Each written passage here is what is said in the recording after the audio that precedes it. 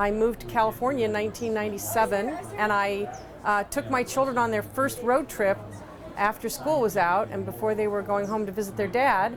And our last stop was coming back through Yosemite. And as we entered the park, I was not feeling very well. And I'm driving, and I get sicker and sicker and sicker. And we managed to see the big, I think it was the Sequoia Grove. And then I got to a point and I thought, I can't drive anymore. And I pulled over and got out of the car and laid on the ground and gave my kids what I had at the time, one of the earlier cell phones, and I said, call 911. And they came and picked me up and took me and the kids all the way down into the valley. But at some point, they had to transfer me to another aid car, which I didn't even remember until my children told me about it. Got down to the clinic where I spent the entire day. They almost airlifted me out to a hospital.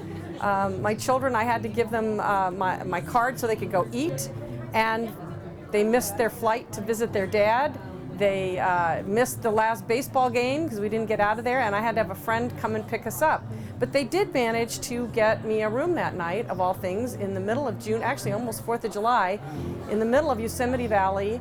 And we checked in right before they closed the restaurant, and my kids got dinner, and I went and laid down and went to sleep. And I got up in the morning and walked out and absolutely could not believe what I was seeing. It was absolutely breathtaking, perfect sunshine, blue sky, and that's about all I got to see of Yosemite on that trip, except for the sequoias. And we drove, a friend came down with his whole family, because to drive 2 vehicles out, he had to bring everyone, his wife, his kids, and everything, to be able to drive their car out and my car out.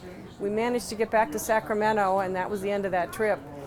We went back later and did a spring trip right when the park was opening up for the spring, and all the trams were starting, and we went on some nature-guided trips with the Forest Service employees. We went on a snowshoeing trek while there was still snow on the ground, and there was almost nobody in the park.